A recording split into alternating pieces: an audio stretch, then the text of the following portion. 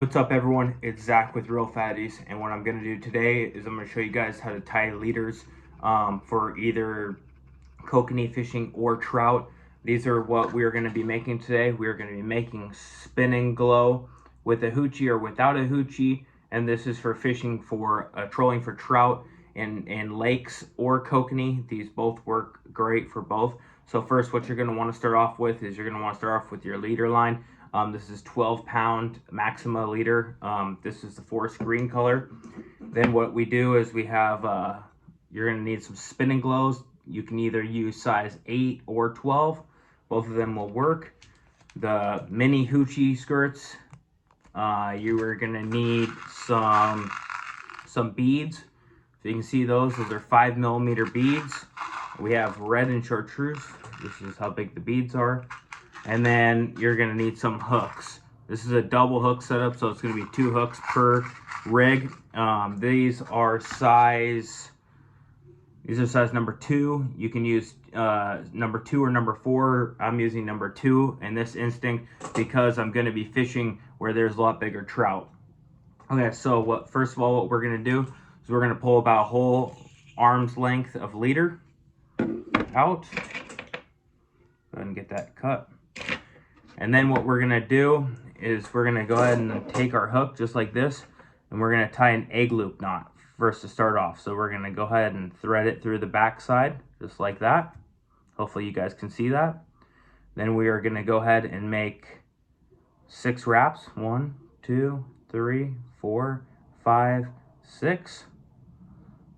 Then we're gonna go ahead and grab the other end of the line here. And just like that, we're going to feed it through the other side of the eye loop, going away from the hook. And then we're going to hold it. Just like that. I've never tied it holding it with my left hand. Okay, we're going to go do another 6 wraps. 1, 2, 3, 4, 5, 6. Then we're going to go ahead and wet our knot. See that tag in that's right there?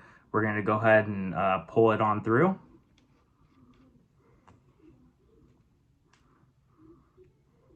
Try to keep all this line straight in the back. It wants to fold up and spin on you when tying this egg loop knot. So we're going to go ahead and get it all pulled through. And there's your standard egg loop knot. As you can see, like that, if you push through the back end, that's where you have your bait loop that comes through. So what we're going to go ahead and do now is you have that tag end that's on there.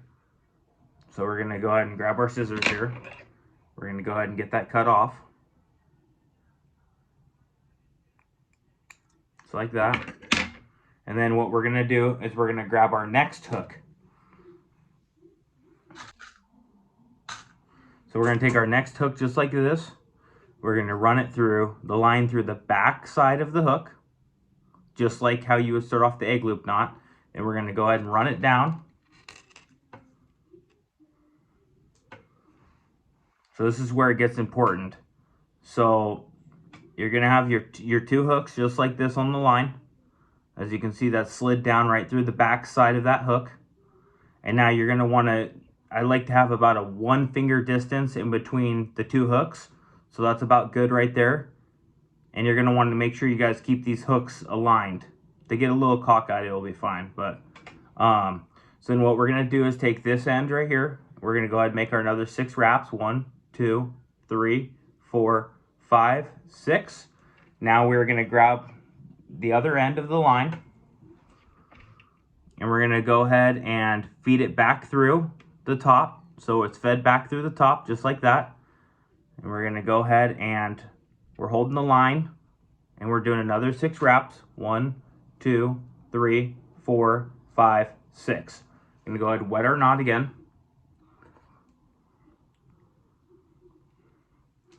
Go ahead and pull it all the way through.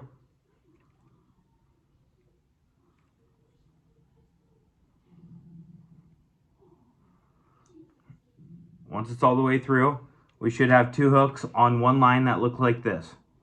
So now you can see how it's on the same line. It's a little bit twisted, but that'll be fine. You can always, if it's a little bit twisted and you want to fix that, you can just go over to your top knot here and pull that line over a little bit, and then that will straighten them out. See, now they're straight. So what we're gonna go ahead and do, we're gonna go ahead and grab one of our 5mm beads. We're gonna go ahead and thread that on the line, run it all the way down to our hooks. So it's a minimum of 1 bead. Sometimes you can, as you saw my rigs in the beginning, I'll show them again. Sometimes I have 2 beads. A lot of these have 2 beads.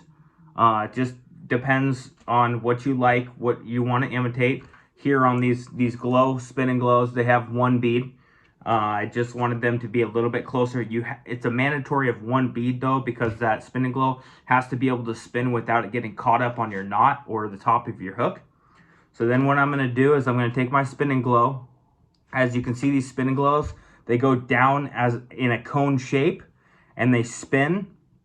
So what you're going to do is that the side that comes to a cone shape, not the flat top, is the side that goes through the line first. So the cone side down, just like that, you feed it through, go all the way to your end. And now what you have here is you have an awesome setup for kokanee fishing. So what you would do with this is you would run it behind a Brad's Dodger or any Dodgers of your choice. And I would usually shorten the line up to about 18 to 24 inches. And what I like to do once I'm done with all of these is I take my, this is a fishing leader board. You guys can make these or buy them. I take my hooks just like this, and I go ahead and I stick one into the bottom of that foam. Take the top one, stick it in there, just like that. Make sure my spin and glow is on there good. And then these are really awesome. They have little notches, so you can just go ahead and thread that line right on there. And then they're super easy. I always make my leader line have a lot of room so I can trim it down to whatever size I want. So this is probably about a 5-foot piece. So I'll go ahead and thread it all on just like this.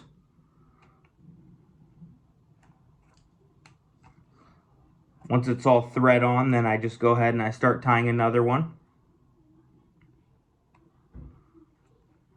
So now I'm going to show you guys how I set up and tie my leader lines for if I want to run one of the mini hoochies on there.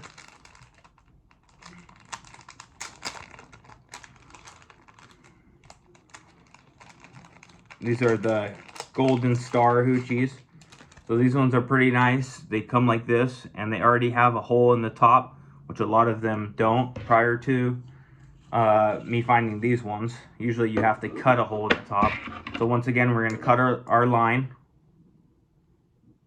This is going to be set up a little bit different. The hook setup is going to be the same, so I'm just going to run through it really quick. Tie up your first egg loop knot, 6 wraps. This is all the same from this point till we get to the hoochie. Then I'm going to show you guys how you have to get the hoochie to stay in there. So we're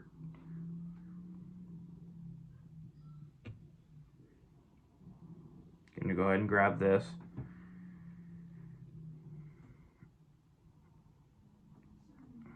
Another 6 wraps. Wetting my knot, pulling it through. The reason why you're wetting your knot is because with the mono, when you're pulling it through like this, a lot of times it's heating up, and if it doesn't have any sort of lubrication on there, what it's going to want to do is it kind of binds to itself, and that can affect you, because then what can happen is those knots can rip and tear.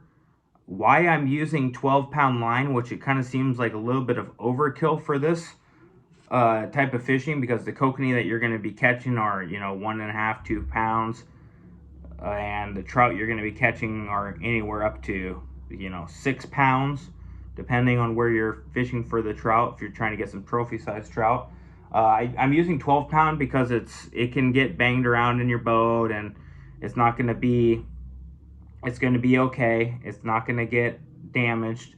And the leader lines, they last a lot longer, because when you're out kokanee or trout fishing, you're not losing a whole lot of gear. But this is a good way to ensure that you don't have to retie your stuff. So as you can see, that one came out just perfect. The two lines, you got a 1 finger's gap in between the two. So now what we're gonna do is we're gonna go ahead and run down 3 beads. On this one, I'm gonna do 3 chartreuse beads. The color for this doesn't really matter, because the beads are gonna be up inside the hoochie. So once I run these 3 beads down here,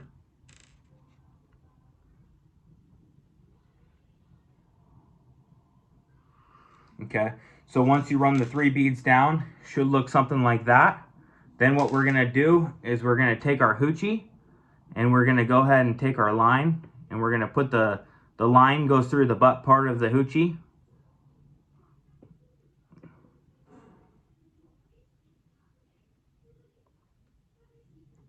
Just like that. So you can see it's coming off the top. Then you run your hoochie down.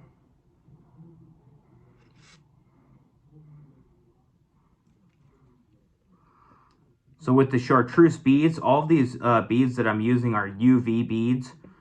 And we're going to carry a couple of different UV beads on our website, so you guys can tie up your own rigs and save quite a bit of money. Because something like this costs you about $1.75 to make, and it would cost you anywhere from $4 to $5 to buy. So it should look like that. What you're going to do is you're going to take those beads, as you can see, and you shove the hoochie down around them, so that hoochie's not going to go anywhere. And then after that, what I do is I take my spinning glow, and I run my spinning glow cone side down the line, just like that. And your finished product should look like this. So now when the water's hitting it, I'm going to blow on it. You're going to see how this is going to be spinning. So it has good action on there, and it's not wrapping up on that rubber. And that's going to be absolutely killer for kokanee. And then, of course, you're going to add your corn hook. Only add 1 piece of corn per hook. What I want you guys to do is smash that like button for me, and then drop a comment below. What is your favorite kokanee lure to use? And don't forget to check out our website. We have all sorts of new products on there all the time. And thanks again for liking and subscribing. I'll see you guys on the next episode. Later.